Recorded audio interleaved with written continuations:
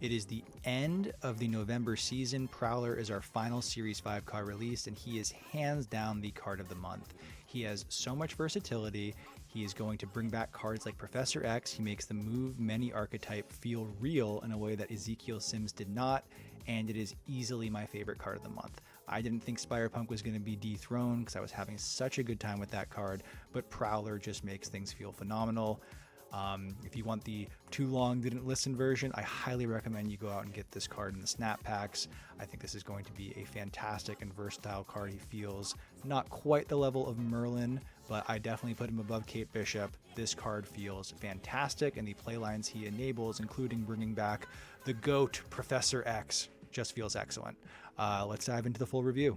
Here he is, the Prowler. I think everybody was waiting for this card to come out. This was definitely the card with the most hype. No one was, waiting big time for Ezekiel Sims. The Prowler was the card that had the most hype. And well, I think it's impossible to fully live up to the hype of any card. They've gotten better about not releasing cards like Arishem. The Prowler feels phenomenal. I have been such a big fan of this card. I picked up this variant, and this feels like such a great versatile card. It fits right up there with Merlin and Kate Bishop. It's that same sort of toolbox kind of card. I wonder if Nico was released around this time, if she creates skill cards instead of the on reveal effect she has. But anyway, Prowler, let's talk about him. On reveal, add 2 Thief's Tools to your hand. Set their cost to 0 if a card moved last turn. Now this probably is going to sound obvious to most people, but maybe you missed it like me. This condition of setting their cost to 0 if a card moved last turn, that ability is attached to the Prowler. So you can't bring those cards, let's say you play Prowler on 3 and nothing moved on turn 2. Those cards are going to cost 1 regardless. You can't move a Sam Wilson shield and then keep those costs and bring the cost back down to 0. They're stuck at 1. So make sure that if you are trying to get those costs to 0, you are playing down Prowler on a turn after a card is moved. There's no decreasing them after the fact unless you roll into an Elysium or whatever. But anyway, let's talk about the Thief's Tools. First one here is Flight Harness. On reveal, give your highest power card here +1 power and move it to the right. I know there was a lot of talking about using this on a Human Torch. I find this just better in a move many archetype, which isn't running Torch at the time. Remote Mines, this is probably the best one. On reveal, afflict the 2 highest power enemy cards here with -2 power. This can be a 0/4, which is just frankly unbelievably strong. Vibro Shock Gauntlets. On reveal, give your highest power card here +2 power. You get +1 energy next turn. Now, I think there's kind of a tendency to want to use these 0 cost surprise skill cards on turn 6 and go for a power swing, but naturally, you want to get that +1 energy if you have this early enough. But even if things have gone a certain way that you can't play this until turn 6, it's still a 0/2, or we don't want it to be a 1/2, but it's still a 0/2. All these Thief Tools feel phenomenal. Prowler just goes into so many different kinds of decks that I personally enjoy. It enhances the move many list. It enhances the lockdown list. Lets lockdown get away from Storm War Machine Legion stuff and go back to focusing on trying to make Professor X work, which Professor X, my all-time favorite card. He has been nerfed into the dirt largely, but I think the Prowler does a little bit to get a little bit of Return of the Mac option. So short version, highly recommend getting Prowler. He's my card of the month, and I want to dive into a couple of deck lists that you can do to have a lot of fun with them. Let's talk about, first and foremost, Return of the Mac over here. This list was cooked up by Glazer over at Snap Judgments and Smiz together. It was a joint project here.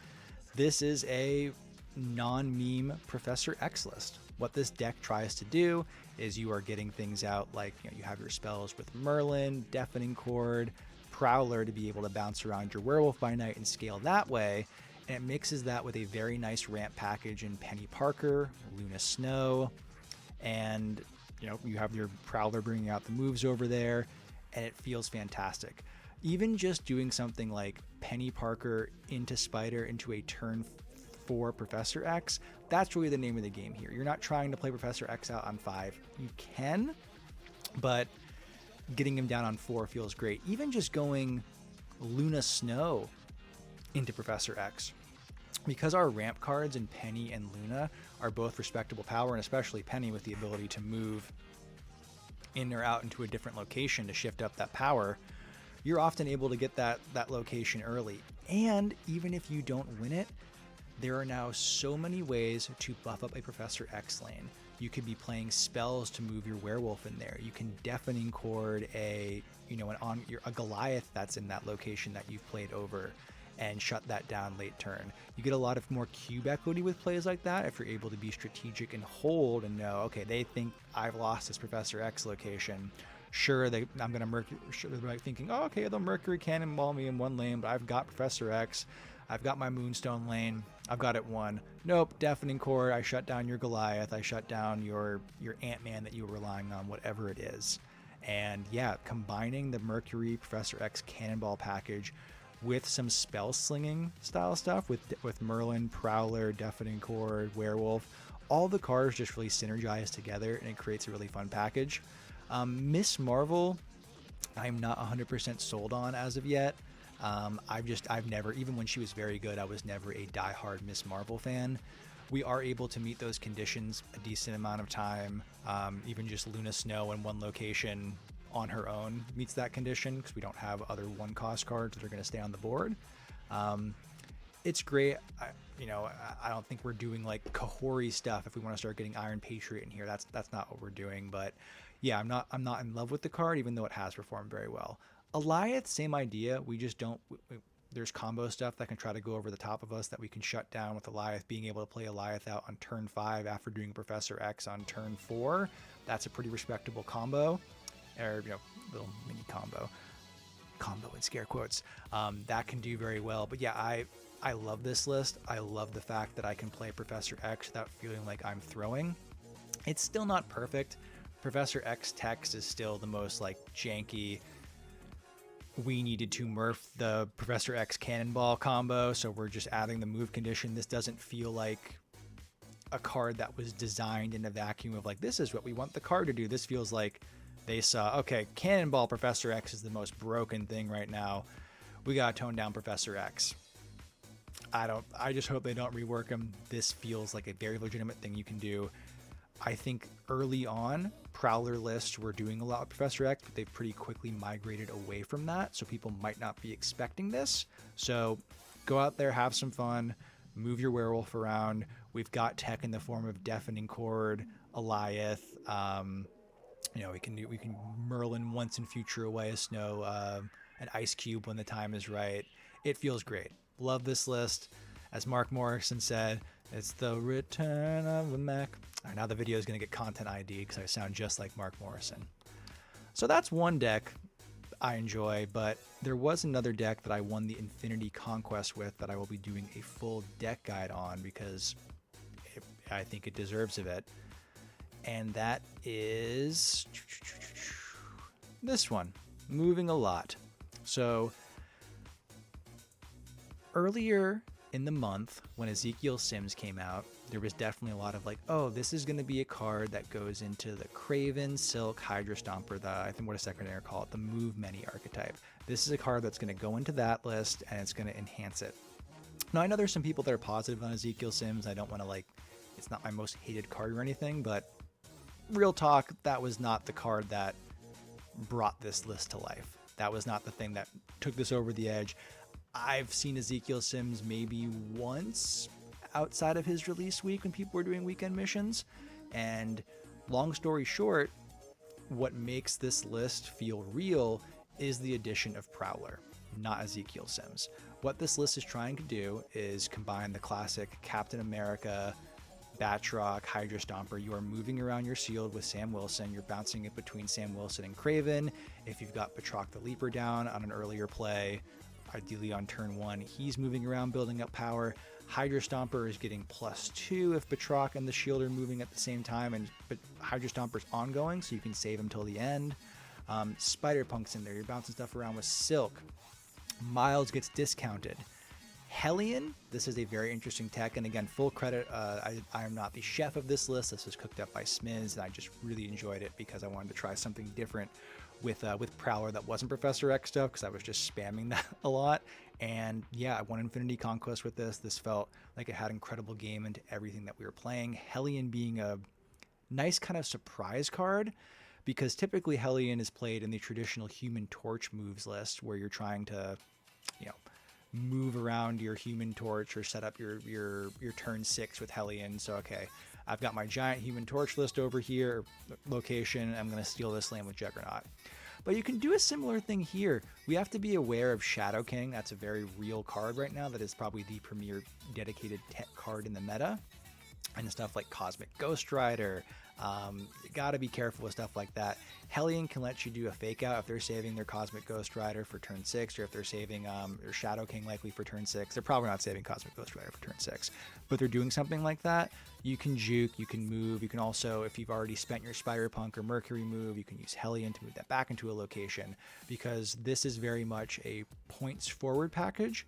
Our tech is Cannonball Mercury, so we are trying to beat them with points. We can blow things up. Cannonball Mercury wins us a location, but then between Sam Wilson, Craven, Batroc the Leaper, Hydra Stomper, Prowler Mines, and stuff like that, we are able to win another location with points, clean things up with Cannonball Mercury. Even if you don't draw into Mercury Cannonball, if you've got a Hydra Stomper and Batroc, Sam Wilson, Craven down, or even just like Silk in there for one of them, you are bouncing around so many cards that you're going to have 2 very respectable points locations, even without going into Mercury Cannonball stuff. This list feels phenomenal. Prowler brings this to life, because there's a lot of time where you can do something like Batroc on 1, Captain America on 2, and then you're playing down, you're moving that card as you go into 3, play down your Spider-Punk, Hydra Stomper, Silk, whatever, Mercury on the other card. On turn 4, you can Prowler and Miles Morales. You can do a lot of really crazy stuff with this list. And yeah, I'm going to be doing a full deck guide on this, but Prowler, closing thoughts, absolutely the card of the month. You need to get this card in your collection. I'm having such a blast with it. I know there's some sentiment going around, you might have heard people call it the king of tier 2 or whatever. That's a bit harsh. This isn't the best card in the game, but this is a toolbox card. If you like cards, like look at the other 2 comparable cards are Kate Bishop and Merlin. They've been meta staples for forever. Prowler does need some move elements to take him to the next level, but move is very strong right now. Even if they obliterate Human Torch, this move menu list that we just went over is really phenomenal and keeps it going. So yeah, that's the review. If you want more deck guides, honest reviews of cards, or just bad jokes about anime, hit that sub button. Like the video, comment. I really appreciate everybody who stuck around to the end of this video. It does help a lot. We are a newer channel, been making for, as the time of recording, this has been a single month, and the response has been so phenomenal. I really appreciate everybody who's been supportive. Comments have been great. And yeah, Prowler, get him. When this video goes live, you'll have just a little bit of time to scoop him up before he enters the general token pool. Get him, do those weekend missions, get the max ROI or whatever out of your tokens. And yeah, please leave a comment. Let me, if you already picked up Prowler, let me know what you think. I will reply to every comment. Love getting into those. Even if you don't want to talk about Prowler, if you have a hyper specific question about Snap that has nothing to do with this video, ask and we'll go back and forth. Or if you don't even want to talk about Marvel Snap, you just want to talk about how amazing FLCL is, or what your favorite 90s indie rock band is. I love Pavement and Guided by Voices. If you've got meal prep recipes for stuff that you bring into an office building for lunch, please let me know. I'm a big fan of meal prep, trying not to eat out as much. Anyway, all jokes aside, I'm Kicker of Elves. This has been my review of the Prowler. Huge fan of them, and I will see you later. Thank you. Bye.